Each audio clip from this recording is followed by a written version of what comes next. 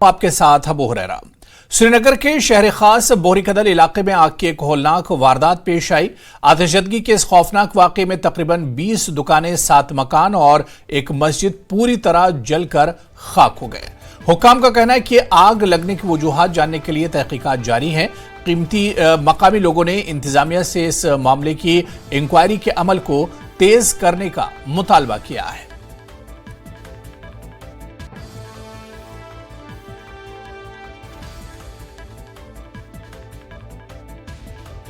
आग इतनी शदीद थी, पूरी तरह से फैली हुई थी। दिन का टाइम था, दिन में ट्रैफिक भी ज्यादा रहता है, रोडों पर आने में भी 5 से 10 मिनट। जो बाकी गाड़ियां दूर से आई उनको भी टाइम लगा, क्योंकि रोड आपको पता ही है इस वक्त काम भी चल रहा है बहुत सी जगह।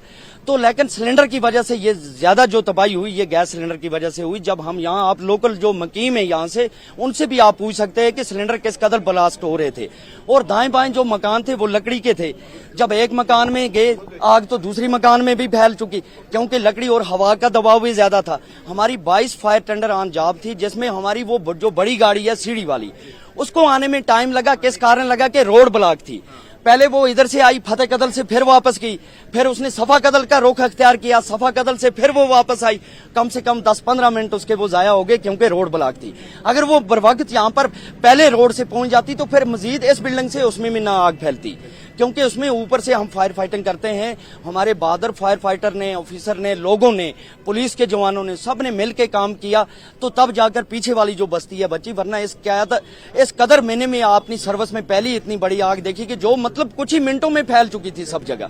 और इवन के रोड के इस पार भी बिल्डिंग में आग थी, यहाँ भी हमने बुझाई। इतनी कदर हीट थी, हीट की वजह से यहाँ भी आग लगी। उससे मैं यही गुजारिश करता हूँ, सबसे पहले ये गैस का सिलेंडर घरों के छतों पे हमने देखा है बहुत सी जगह रखते हैं, लूज वायरिंग रखते हैं, क्योंकि कोई फिटिंग वगैरह नहीं करते। एमसीपी का यूज नहीं करते हैं, एमसीपी का यूज करें।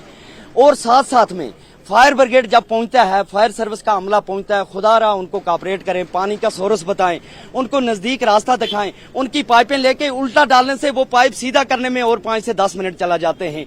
उससे जल्दी आग नहीं बुझती है, बल्कि और मजीद फैल जाती है। इसलिए जितना कॉपरेट करेंगे इतना कम नुकसान होगा। और खासकर नजदीक के जो फायर स्टेशन है उनका नंबर इनके पास होना चाहिए। और लोगों से ये भी गुजारिश करूंगा, जब हम कल आए, हम लोगों से हाथ बांध के, मतलब रोड पर हमारे जवान उतरे के साइड छोड़ो, लेकिन लोग इतने बेदर्द हो गए हैं कि उनके कान के अंदर सायरन की आवाज सुन के भी गाड़ी को साइड नहीं देते थे। तो लोगों से गुजारिश है, एम्बुलेंस हो, फायर ब्रिगेड की गाड़ी हो, कम से कम खुदारा उसको साइड दे दें। जब भी सायरन सुने तो उसको साइड। मीरवाइज उमर फारूक ने बोहरी कदल श्रीनगर का दौरा किया। मीरवाइज ने आग से मुतासरा खानदानों के साथ मुलाकात की और यकजहती का इजहार किया। उन्होंने इंतजामिया और पुलिस के किरदार को सराहा।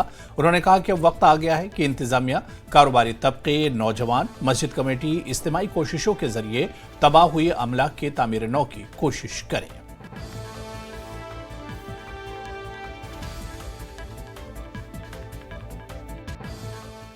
काफ़ी ज़्यादा माली नुकसान हुआ है। अल्लाह ताला का शुक्र है कि जानी नुकसान नहीं हुआ है, तो उसके लिए अल्लाह तबारक व तआला का शुक्रिया अदा करते हैं।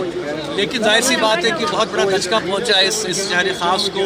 ये एक कमर्शियल इदारा था, इसके साथ साथ आपने देखा कि तारीख़ी मस्जिद जो है हमारी, वो भी बिल्कुल खाकस्तर हो गई है। बहरहाल एक आजमाइश अल्लाह ताला की तरफ से, हम सबको हिम्मत करनी है, हौसला करना है। जब मैं यहाँ पे मोहल्ले वालों को भी ये कह रहा था कि ये लोग कमेटी बनाएं, उस कमेटी के साथ इंशाल्लाह हम सब ताउन करेंगे। ये जो मोहल्ला नजर आतिश हुआ है, इंशाल्लाह इसको फिर से खड़ा करेंगे। मस्जिद के हवाले से भी इंशाल्लाह इंतज़ामिया जो है इस मस्जिद की, बहरहाल उनकी कोताही है, क्योंकि इन्होंने कई बार मोहल्ले के ज़िम्मेदारों ने उनसे कहा कि जो इंतज़ामिया है उसको ज़रा दुरुस्त करें, तो इस बात को यकीनी बनाएं। क्योंकि पिछले साल भी जो सानिया यहाँ पेश आया वो भी इसी का शाखसाना था। इसलिए अब हमें इस बहरहाल अब जो हुआ वो हुआ, लेकिन अब हमें इसके लिए कोशिश करनी है कि हम सबको आगे आना है। मैं अपील करूंगा आपके चैनल्स के तवस्सुत से कि जो ही यहाँ पे मोहल्ला कमेटी कोई अकाउंट नंबर हमें देगी, उसमें सब लोग अपना ताउन दें। जो खासकर जो हमारा जो पढ़ा लिखा तबका है, जो हमारा बिजनेस तबका है, वो सब सामने आए और इनकी मदद करें, इनकी मावनत करें, ताकि Jammu Kashmir high court bar association के साबिक सदर और अलाहिदगी पसंद लीडर मियां अब्दुल कय्यूम को जम्मू कश्मीर पुलिस ने गिरफ्तार किया है।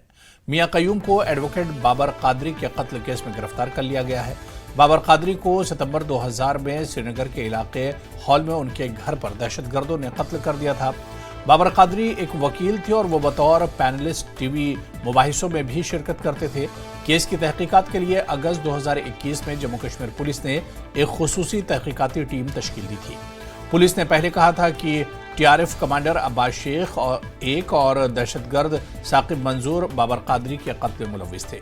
दोनों दहशतगर्द एक इनकाउंटर में हलाक किए गए थे।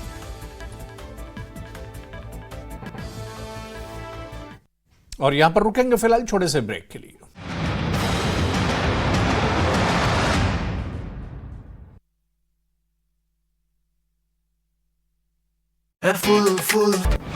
बाबा बर्फानी के साथ श्रद्धालुओं को होंगे उनके गढ़ों के दर्शन। अमरनाथ गुफा में नंदीगढ़ की मूर्ति की स्थापना।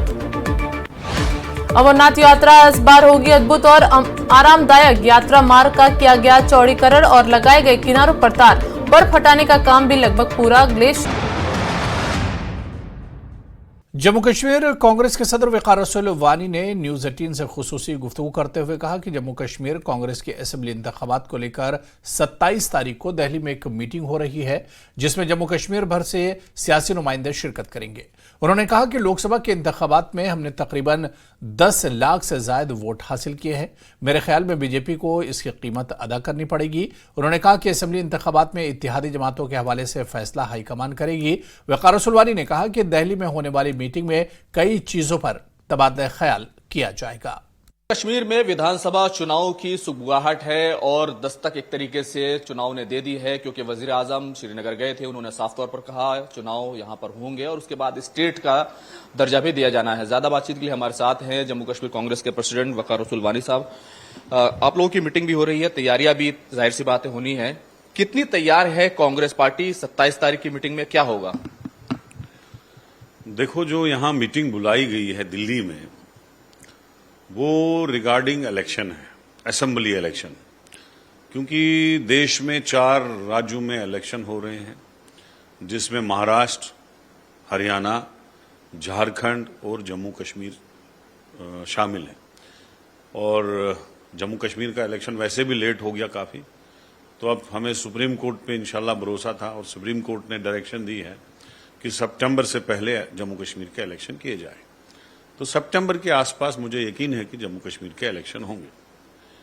तो चूंकि हमें पहले ही इंटीमेट किया गया था कि हम हर उस राज्य की मीटिंग हमारे ऑनरेबल प्रेसिडेंट एआईसीसी मल्लिकार्जुन खड़गे साहब, हमारे युवा नेता और former AICC president Rahul Gandhi ji और हमारे ऑर्गेनाइजेशन के जनरल सेक्रेटरी वेणुगोपाल जी जो है मीटिंग लेते हैं। उसमें हमारे इंचार्ज और जम्मू कश्मीर के हर एरिया से जो सीनियर लीडर हैं, जो रिप्रेजेंट करते हैं हर कम्युनिटी को, तो उन सब से रिप्रेजेंटेटिव जो है बुलाए गए हैं सीनियर, और फ्रंटल ऑर्गेनाइजेशन के हमारे हेड हैं, जिसमें यूथ कांग्रेस, एनएसयू है वगैरह वगैरह। देखो, मैं भारतीय जनता पार्टी की बात करूंगा, मुझे नहीं लगता है वो 10 क्रॉस करेंगे। उसमें वजह ये है कि पिछली बार हमारा और एनसी का वोट कुछ बढ़ गया था कुछ सीटों पे, जिसका फायदा बीजेपी ने उठाया था। और इस बार वो वाली वेव नहीं है। ठीक है, उन्होंने इलेक्शन जीता, लेकिन अगर आप रजौरी, पुंछ, जम्मू की सीट प्लस डोडा चुनाव वैली देखेंगे, पिछली बार हमने 4.25 लाख वोट रजौरी पुंछ से लिया था और इस बार हमने दोनों सीटों पे 10.5 लाख से ज्यादा वोट लिया। तो अगर हम सारा जम्मू प्रोविंस का वोट मिलाएं तो कांग्रेस ने बीजेपी से ज्यादा वोट लिया है। फिर हमारी पोजीशन उनसे अच्छी है। तो मैं ये मानता हूं उसमें थोड़ा सा मोदी फैक्टर रहा। तो मैं ये मानता हूं कि अब जो इलेक्शन है वो इंडिविजुअल कैंडिडेट्स का इलेक्शन है, वो उन एमएलएज का इलेक्शन है जिनको लोगों ने 14 में चुना था और उन्होंने 3.5 साल 4 साल क्या परफॉर्मेंस दिखाई, और आज तक 10 साल बीजेपी का राज रहा।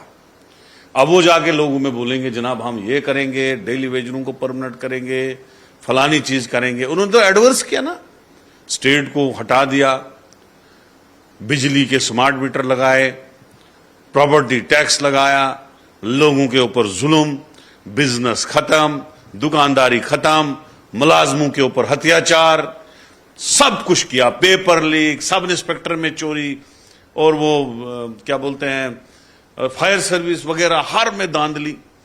तो मुझे नहीं लगता है कि बीजेपी अपनी जबान दे जवाब पाए। वहीं कांग्रेस लीडर इनायत राठौर ने न्यूज 18 जेकेएलएस से बात करते हुए कहा कि कुछ अफवाहें फैलाई जा रही हैं कि वकार रसूल वानी जम्मू कश्मीर कांग्रेस के सदर के ओहदे से दस्तबरदार होने जा रहे हैं। उन्होंने कहा कि कांग्रेस ने इस बयान की तरदीद की है और कहा है कि यह सिर्फ एक अफवाह है। वकार रसूल और बाकी टीम आइंदा असेंबली इंतखाबात के बारे में बातचीत के लिए दिल्ली गए हैं। 27 तारीख की आपकी मीटिंग है, पहले इसके बारे में बताएं। 27 तारीख की जो हमारी मीटिंग है ये कांग्रेस की मीटिंग है, क्योंकि कांग्रेस में एक नया रूल निकला है पिछले 2-3 सालों से कि पहले हर एक लीडर को पूछा जाएगा कि कांग्रेस पार्टी का क्या फीडबैक है, जो वर्कर निचले लेवल पे जो वर्कर होता है उसका क्या फीडबैक है। वही फीडबैक लेके वही 27 तारीख को मीटिंग है। और कुछ उसमें कुछ ये जो हवा में बातें हो रही है ना, उसमें कुछ होने वाला नहीं है। मैं आपको बताना चाहता हूं कि ये वकार रसूल वानी साहब, ये आपको मैं दे रहा हूं, ये वकार रसूल वानी साहब में ही इतनी हिम्मत थी जिन्होंने गुलाम नबी आजाद जैसे कद्दावर लीडर को जमीन पे लाया। अब आज के डेट में कुछ लीडर, उनके भी कुछ लीडर ज्यादा उसमें हवा दे रहे हैं कि नहीं वकार रसूल वानी साहब को ये करेंगे। वकार रसूल वानी साहब की क़यादत में यहाँ असेंबली का इलेक्शन होगा और उन्हीं की क़यादत में वही हमें टिकट भी देगा।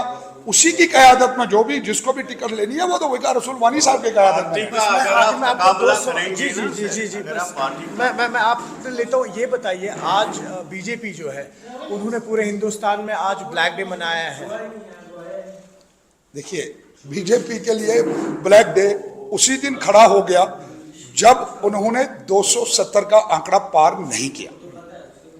अब वो ब्लैक डे मनाए, कोई मनाए, अब ब्लैक डे तो उनके लिए स्टार्ट हो गया। और कांग्रेस पार्टी धीरे धीरे, मैं आज आपको आपकी वसादत से बताना चाहता हूं, 6 महीने की सरकार है। 6 महीने के बाद कांग्रेस सरकार बनेगी और दमदार बनेगी। जो हमने वादे किए हैं इलेक्शन में लोगों के साथ वो हम पूरे करेंगे। और वही वादे आज मैं आपके जरिए बोलना चाहता हूं, वही वादे जम्मू कश्मीर में भी लागू होंगे। कांग्रेस पार्टी सरकार में आएगी। और यह भी बताना चाहता हूं कि कांग्रेस पार्टी के बगैर कोई भी सरकार जम्मू कश्मीर में नहीं बनेगी जिसमें वकार रसूल वानी साहब की क़यादत में वो ये पार्टी आगे बढ़ती जाएगी। और आगे उधर कांग्रेस के सीनियर लीडर हाजी अब्दुल रशीद डार ने कारकुनों पर जोर दिया कि वो कांग्रेस को निचली सतह पर मजबूत करें और आइंदा असेंबली इंतखाबात के लिए तैयार हो जाएं। डार डांगरपुरा, सोपुर में जैनगीर, रफियाबाद और सोपुर के पार्टी कारकुनों के एक इज्तिमा से खिताब कर रहे थे। अल्ताफ मलिक और शेख आमिर ने भी खिताब किया। मुकर्रिर ने कहा कि बीजेपी ने आज तक मुल्क को सिर्फ तबाह किया है और इनकी तरफ से उठाए गए इक़दामात खालिसतन अवाम के खिलाफ हैं। उन्होंने कहा कि राहुल गांधी वाहिद लीडर हैं जिनके पास विजन है और मुल्क कांग्रेस पार्टी के हाथों में ज्यादा महफूज होगा। अल्ताफ मलिक ने कहा कि कांग्रेस ने आने वाले इंतखाबात के लिए मैदान तैयार करने के लिए कमर कस ली है। उन्होंने कहा कि लोगों के पास वाहिद मुतबादिल है और वो कांग्रेस पार्टी है जो बेरोजगारी और महंगाई के खात्मे को यकीनी बनाएगी।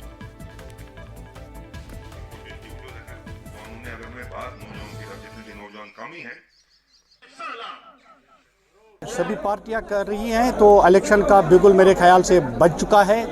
अब डेट अनाउंस करने हैं तो हम भी उसी तैयारी में लगे हैं। आप देख रहे हैं कि हमने आज एक रोज़ा कन्वेंशन बुलाया था तो हम भी तैयारी करेंगे नेचुरली। मुझे लगता है आपने खुद भी इसका मुशाहिदा किया होगा कि लोगों में बड़ा उत्साह है और लोग तैयार हैं।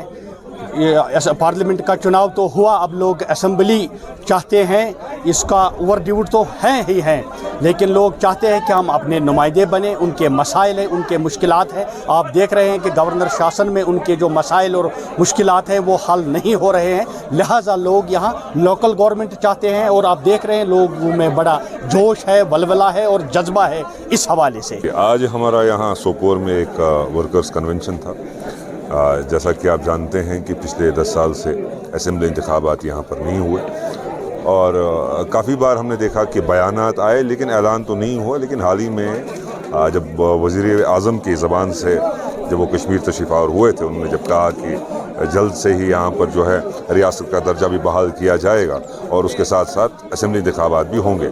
तो उसी के चलते मुझे लगता है अब ऐलान कब आएगा, बयान तो आया है, लेकिन हम उसका इंतज़ार ना करेंगे क्योंकि आवाम में हम जा रहे हैं, पहले से ही जा रहे हैं। लेकिन ये मैं कह रहा हूँ कि पॉलिटिकल इलेक्शन फिटीग यहाँ पैदा करना चाहते थे, लेकिन आवाम में हम पहले भी जा रहे थे और उसी की एक ये कड़ी है कि आज हमने यहाँ सोपोर में एक वर्कर्स कन्वेंशन किया। तो आप आने वाले दिनों में देखेंगे बारामूला में, रफियाबाद में और मुख्तलिफ जो हमारी कॉन्स्टिट्यूंसीज है ज़िला बारामूला में, तो ऐसे कन्वेंशन और साथ साथ में हमारे जलसे भी। आगे बढ़ेंगे। बीजेपी कारकुनों ने श्रीनगर में एहतजाज किया। उन्होंने 25 जून 1975 को मुल्क की तारीख का एक स्याह दिन करार दिया, जब उस वक्त की वज़ीर आज़म इंदिरा गांधी ने अपने खिलाफ साजिश का हवाला देते हुए इमरजेंसी नाफिज करने का हुक्म दिया था। बीजेपी लीडरों का कहना है कि यह दिन मुल्क की तारीख में एक स्याह दिन है। उन्होंने कहा कि ये प्रेस और बीजेपी के दीगर कदावर लीडरों पर पाबंदी लगाकर जमहूरी इदारों को नुकसान पहुंचाने की कोशिश की थी। देखिए, आज ही के दिन 1975 को कांग्रेस ने जो डेमोक्रेसी के चारों सितून हैं उन पे सेंसर लगाया, चाहे वो पार्लियामेंट हो, चाहे वो मीडिया हो, चाहे वो एग्जीक्यूटिव हो। और एक बहुत बड़ी साजिश देश में की गई है। जैसे इंदिरा गांधी ने 1975 में 25 जून को जो इमरजेंसी लाई थी, और इमरजेंसी के होते हुए उन्होंने जो सितम है डेमोक्रेसी के उनको नाकारा बना दिया। उन्होंने आइन की हत्या की, डेमोक्रेसी की हत्या की।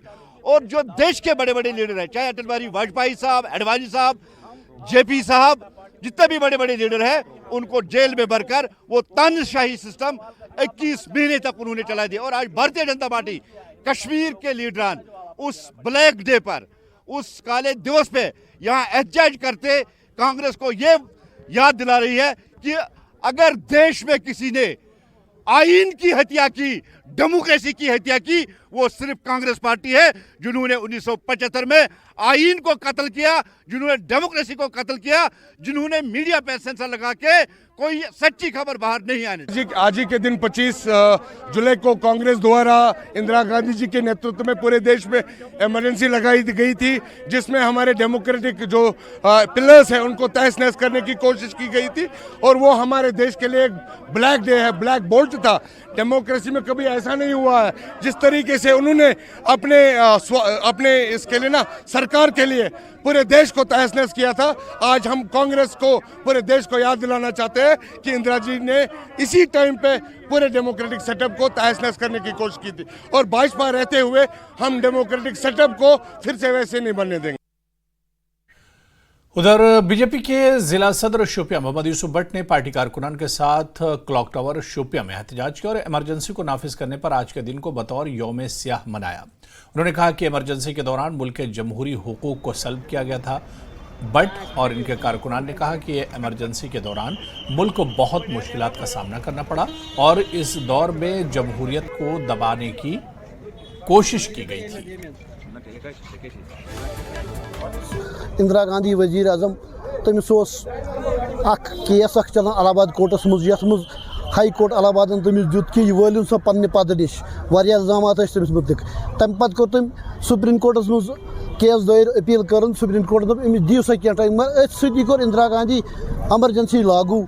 यथ इमरजेंसी मज तम सियासी लीडर इस क्रैक दिन वोल, डेमोक्रेसी कथ कर वोल, तम आई सारी अरेस्ट कर। पत्रकार तान आई बंद कर। जबरदस्त काला दिवस दह मनाने, यह सुई तम दह जबरदस्त जुल्म। तो चलिए, इस बुलेटिन में भी फिलहाल इतना ही। आदाब।